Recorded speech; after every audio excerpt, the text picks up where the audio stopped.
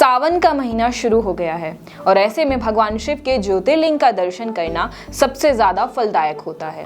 वैसे तो देश भर में भगवान शिव के 12 ज्योतिर्लिंग मौजूद हैं, लेकिन इनमें से 2 ज्योतिर्लिंग अकेले मध्य प्रदेश में ही स्थित हैं। इनके नाम है महाकालेश्वर और ओमकालेश्वर।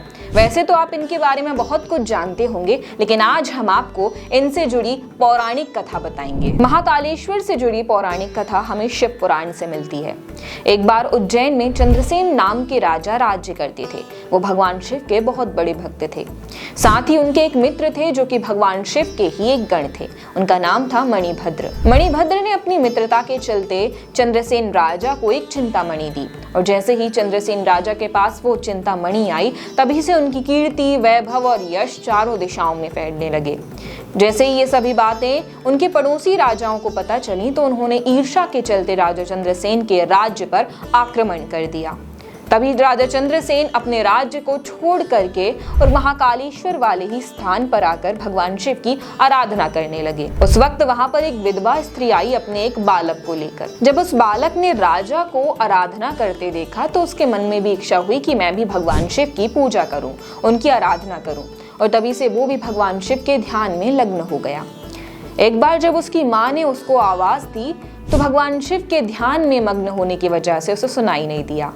उस वक्त उसकी माँ ने गुस्से में आकर के पूजा की सारी सामग्रियां फेंकना शुरू कर दिया, और जैसे ही वो गुस्से में आकर अपने बेटे को मारने के लिए खड़ी हुई, उसी वक्त उसी स्थान पर सबके देखते देखते ही एक दिव्य मंदिर का निर्माण हो गया, और साथ ही उसमें एक स्वयंभू शिवलिंग का भी निर्माण था।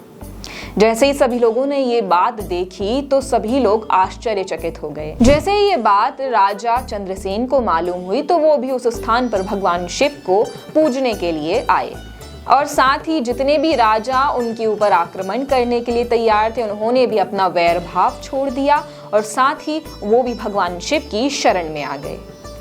ये थी महाकालेश्वर से जुड़ी हुई पौराणिक कथा। और अब हम आपको बताएंगे ओमकालेश्वर से जुड़ी पौराणिक कथा। ओमकालेश्वर का ज्योतिर्लिंग एक ओम आकार के पर्वत पर स्थित है, जिसका नाम है शिवपुरी।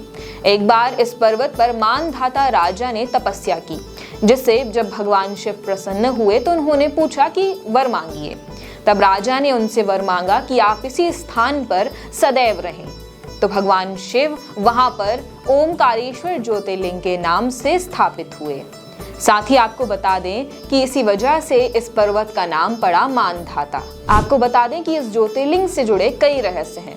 बताया जाता है कि इसी स्थान पर हर रात को भगवान शिव और माता पार्वती शयन करने के लिए आते हैं। साथ ही इस मंदिर में जब रात को कपाट बंद होते हैं, तो उस वक्त चौसर की बिसात बिछाई जाती है, और सुबह जब मंदिर के कपाट खुलते हैं, तो वो चौसर बिखरे हुए मिलते हैं। और आज तक इस बात का रहस्य कोई भी नहीं जान पाया है कि इसके पीछे का क्या रहस्य है। बताया जाता है कि यहाँ पर रोज रात को भगवान शिव और माता पार्वती चौसर खेलते हैं। और अगर आप भी मध्य प्रदेश से जुड़ी हुई कुछ ऐसी ही दिलचस्प बातें जानना चाहते हैं, तो हमारे चैनल को सब्सक्राइब करें, और साथ ही ये वीडियो आपको कैसा लगा हमें कमेंट करके जरूर बताएं।